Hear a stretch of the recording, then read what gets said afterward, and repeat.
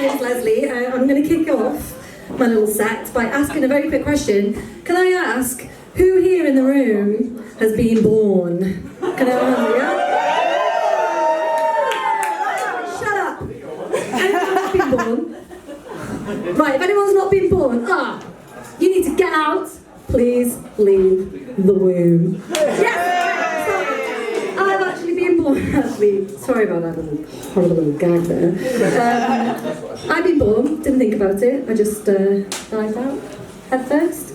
But I wasn't first in my family, amongst my siblings, and that's what I want to talk about. So, all you only children, you need to shut the fuck up, sit down and listen to something about you for once. And I want to see a show of hands. Who's the oldest in the room? Woo! She's so excited. Fuck-ups. Who's the middle child? Arseholes. Who's the baby in the family? And you know why the baby in the family is the best baby in the family? It's because, well, your parents have practiced on the other two, bit of a pottery wheel, stuff like that, and then they've kind of perfected it, and third time's a charm, right? If you're like the 5th, 6th, 7th or 8th child, I don't want to hear about it, alright? Because I need you from an Irish family, the royal family, or your parents are just massive shaggers and you don't want to think about that.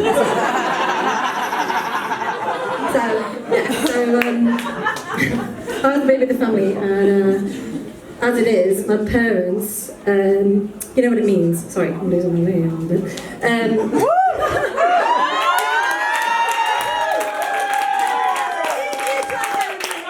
to last, I'm not getting too drunk. I'm a little bit drunk, alright. My parents, they had one of each, and they were high and dry. They had a fucking nuclear family. They had a boy and a girl, and they were set. And then for some fucking reason, about 6 years down the line, ta-da! They had a little baby female Jesus who was born on the eve of Christmas Eve. Ta-da! Oh, have you got a Christmas birthday? That must be brilliant. You must get loads of presents. It must be fab. No, it's fucking shit, actually. And I was like, oh, that's your birthday present and your Christmas present. Fuck off. Anyway, that's the least of my problems, because when I was born, my parents only had, oh, poor us, a 3-bedroom house. My mum and dad were in one room, my brother was in one room, and my 8-year-old sister also had, very briefly, her own room. When I was born, it was like the Berlin Wall. They just moved in, her bunk beds, and they were like, you 8-year-old, you baby, sharing a room. My sister was fucking furious. I was baby, like, whatever, have a fucking bunk. Anyway, so I wanted that bunk literally from my existence. I kind of came into consciousness wanting to be above. But my sister was like, fuck off, fuck off, I'm staying here. And she guarded that fucking bunk bed, that top bunk, like she was Jon Snow from Game of Thrones. She was like, hold on, I'm staying. And I was like, no, please let me on the top bunk, I want the top bunk. No, hold the wall of mattress fluff and pine slats. I'm staying. And do you know how long she fucking stayed on that bed? Till she was 24.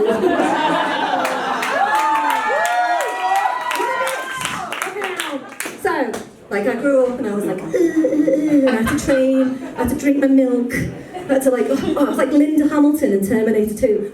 And then finally, I got to about like 6 years old and I was like, you fucking bitch!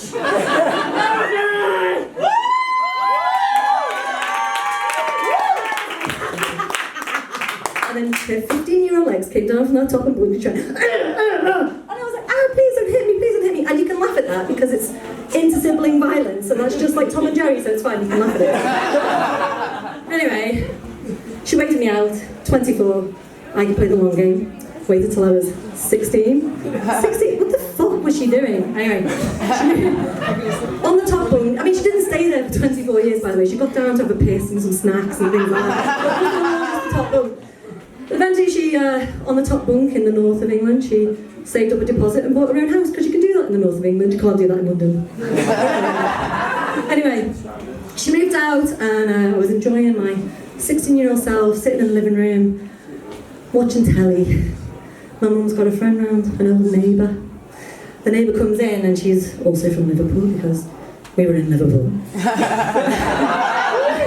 And anyone who doesn't know what Liverpool's like, you think I speak fast. In Liverpool they speak like that all the time, do you know what I mean? How you doing? You're alright, having a good time? You're having a good time? You're having a good time? But I'm actually speaking really slowly. So the neighbour comes in and she's talking to my mum and she's talking really fast and she basically has gills. She could probably play. She could play a didgeridoo and talk at the same time. And I'm ignoring her because I'm 16. Oh my God, it's so boring. And you can hear her saying to my mum, do you remember the good times in the street? And then that old bitch was living across the road. And do you remember when Gary fell off the radiator and he got glass in his arse? And do you remember when you found out you were pregnant with your Lesley and you were devastated? What? And you didn't know if you were going to keep her?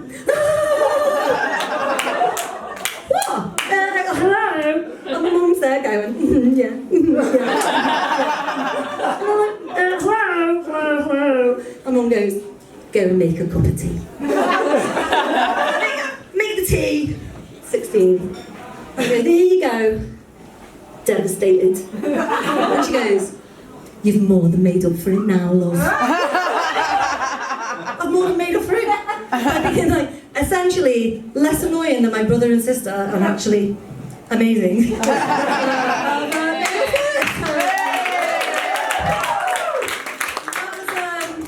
Also, like, the least of my problems. So, when I was very little, my mum decided, hang on a minute, I forgot that I wrote all my fucking stats on my hand. So, my sister was out here at 24, I'm fucking loser, yeah. My mum was devastated, and I was the favourite. Oh, we're back up to speed. Okay, we're back up to speed. So, as a baby, I got all the best hand-me-downs because I was the favourite from my brother. So I had all like these cool corduroys and lovely navy sweaters, and they really suited me because I looked like a 4-year-old boy. And I'd just like to show you here. I'll just get on my little photographs here and show you, like, that's what I looked as a 4-year-old boy, right? See that? Hang on. Hang on a minute. That's a pug in a rug there. That's a pug in a rug. That's what I look like. Not only did I look like a tiny little fat boy, but I was called Lesley. Lesley, for the uninitiated, or not from the UK, Wow. in the 80s was a boy's name. All of the Leslies that I grew up with, they were like, Lesley Grantham, who was the baddie in EastEnders, or he was like Les Dennis, who played he was a big fat bloke, basically, played a piano. There was also a guy called Les Dennis, and no one knows who he is anymore, but his ex-wife is Amanda Holden, so that's what he's now famous for. Anyway, there's a couple of other Leslies who could not fucking hack it. One Leslie changed his name from Leslie, and his name was Bob Hope.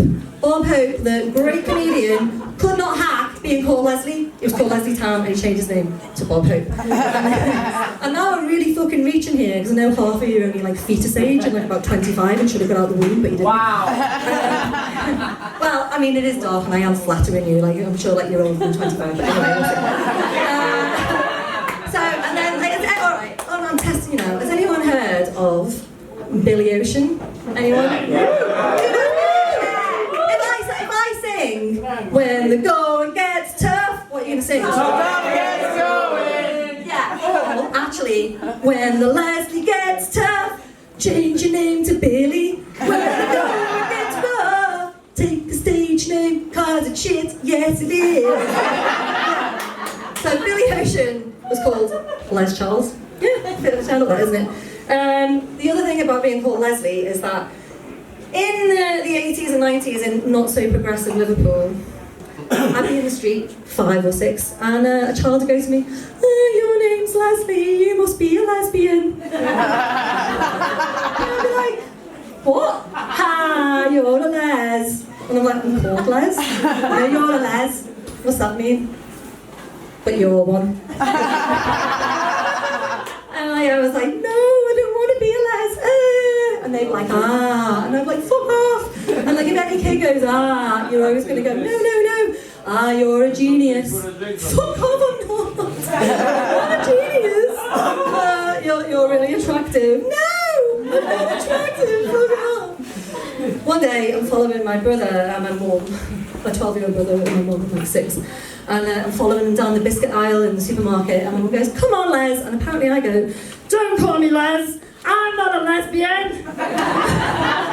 Really loud. And my mum did. I didn't know if I was a lesbian or not. I was only fucking 6. But my mum was like, oh, because lesbianism did not exist in Liverpool until 1994, when Beth Jordache kissed Margaret.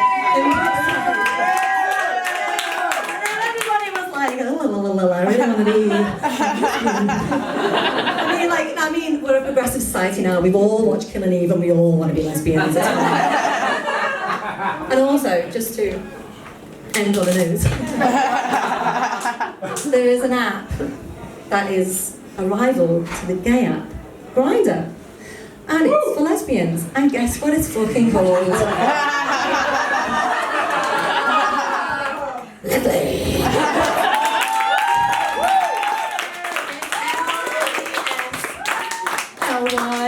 They've dropped an E. I wish I'd dropped a fucking E when I read it. I was like, what? Anyway, I'm completely misbranded because I've got a massive weak knee for the willies, but I'm going to end my little psychotherapy session here on being troubled by being the baby, and troubled by being called Lesley, and troubled by being a 4-year-old little pixie little fat boy. And thank you for listening to me this evening.